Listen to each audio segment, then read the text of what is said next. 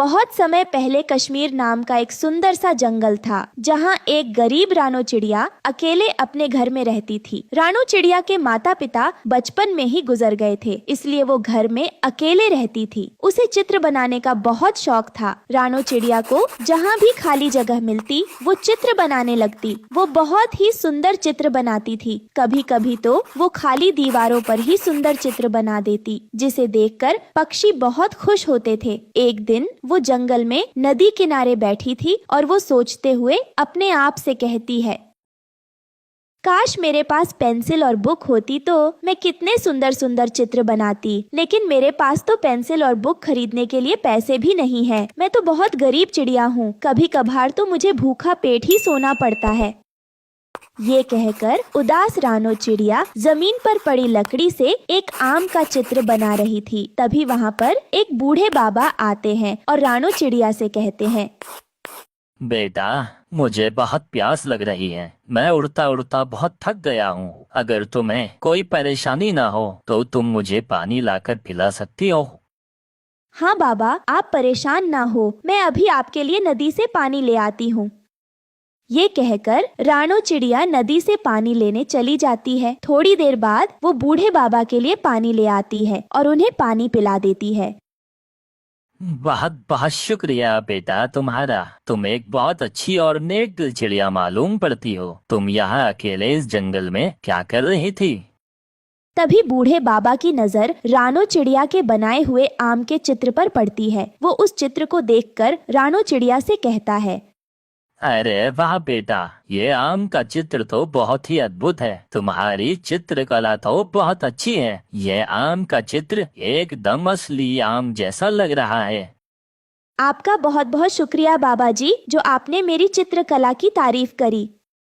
अरे बेटा, वैसे तुमसे एक बात पूछूं? तुम ये चित्र पेंसिल से कॉपी पर क्यों नहीं बनाती हो? कॉपी पर चित्र बनाने से तुम्हारे चित्र तुम्हारे पास हिफाजत से रहेंगे, वरना इस तरह जमीनों पर चित्र तो बारिश और हवा की वजह से 2 मिनट में खराब हो जाते हैं। फिर रानो चिड़िया उस बूढ़े पक्षी को अपनी आप बीती सुनाती है। बाबा जी, मैं बहुत गरीब हूँ। बचपन में मेरे माता पिताजी के गुजर जाने के बाद मेरी सारी इच्छाएं अधूरी रह गईं। और तो और नोटबुक पेंसिल खरीदने के लिए पैसे भी नहीं है मेरे पास। इसलिए जब भी मेरा मन करता है मैं खाली जमीन और दीवारों पर चित्र बना देती हूँ। रानो चिड़िया की ये सब बातें सुनकर बूढ़ा पक्षी भावुक हो जाता है। वो रानो चिड़िया से कहता है, बेटा तुम परेशान मत हो। सुनो बेटा, मैं तुम्हें एक पेंसिल देता हूँ। यह कोई मामूली पेंसिल नहीं, बल्कि ये एक जादुई पेंसिल है। तुम इस पेंसिल से जो चित्र बनाओगी वो चित्र असली में परिवर्तित हो जाएगा। और हाँ बेटा, एक बात ध्यान से सुनो, तुम इस पेंसिल को अपने स्वार्थ के लिए उपयोग मत करना, वरना ये पेंसिल जलकर भस्म हो जाएगी। तुम इस पेंसिल से केवल दूसरों की मदद करना और उनकी परेशानियों को दूर करना। ठीक है बाबा जी, मैं समझ गई। आप परेशान मत हो, जैसा आपने कहा मैं वैसा ही करूंगी। ये सुनकर वो बूढ़ा वहाँ से चला जाता है। फिर रानो चिड़िया उस जादुई पेंसिल से जमीन पर एक चित्र बनाने लगती है। कुछ ही मिनटों में वो चित्र बाहर निकल आता है। अरे वाह, ये तो चमत्कार हो गया। ये तो सच में जादुई पेंसिल है। अब मैं चित्र बनाकर जंगल में रहने वाले पक्षियों की मदद करूंगी।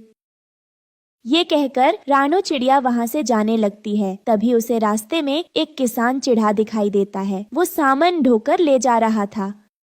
अरे किसान काका रुकिए, ऐसे आप बोरे को उठाकर मत ले जाओ। रुको, मैं तुम्हें एक बैलगाड़ी बनाकर देती हूँ। फिर रानो चिड़िया बैलगाड़ी का चित्र बनाती है। लो, बन गई आपकी बैलगाड़ी। आज से आप रोजाना अपना सारा सामान इसी में ढोना। बहुत बहुत शुक्रिया रानो बेटा।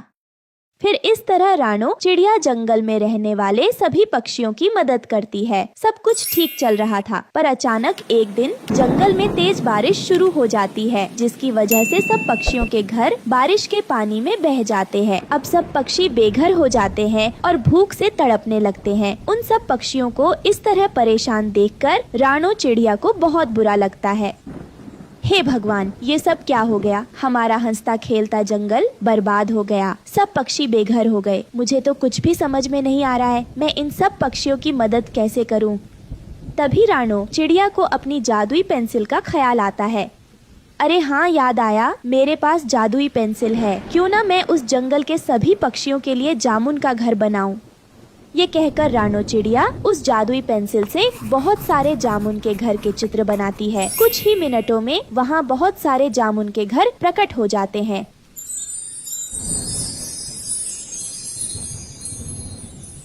जिसे देखकर सब पक्षी बहुत खुश होते हैं। अरे वाह रानो चिड़िया, ये जामुन के घर तो बहुत सुंदर है। तुम्हारा बहुत बहुत शुक्रिया जो तुमने हमारी इतने बुरे वक्त में मदद की। हम सब पक्षी तुम्हारा ये एहसान कभी नहीं चुका पाएंगे। फिर वो सब पक्षी उस जामुन के घर में रहने लगते हैं। तभी रानो चिड़िया का पड़ोसी कालू कौवा रानो से कहता है, बेटा रानो, तुम इतने सारे चमत्कार कैसे कर लेती हो? कालू अंकल, वो सब चमत्कार इस जादुई पेंसिल का है। जो चाहिए उसका चित्र बना दो, तुरंत वो चीज चित्र से बाहर आ जाएगी। अच्छा रानो, ठीक है बेटा, जल्दी से अपने घर में जाकर सो जाओ, क्योंकि रात भी होने वाली है। और हाँ, दरवाजा खिड़की अच्छे से बंद करना। फिर रानो चिड़िया अपने घर चली जाती है और कौवा अपने मन ही मन कहता है, इस बेवकूफ रानो चिड़िया ने तो सीधा सीधा बता दिया, अब तो वो पेंसिल मैं चुरा लूंगा। कालू कौवा छुपकर रानो चिड़िया के घर पर जाता है और जादुई पेंसिल चुराकर अपने घर ले आता है। मैं अब चुटकी भर में अमीर हो जाऊंगा। बस मुझे सोने के खजाने का चित्र बनाना है और तुरंत बहुत सारा खजाना बनकर मेरे सामने आ जाएगा। जल्दी जल्दी चित्र बनाता हूँ। यह सोचकर कालू कौवा जादुई पेंसिल से चित्र बनाना शुरू करता है। अब मैं यहाँ बड़ा सा सोने का खजाना बनाता हूँ, यहाँ से यहाँ तक, और इससे यहाँ तक इतना बड़ा बनाना है कि मेरी 7 पुश्तें बैठकर खाएं।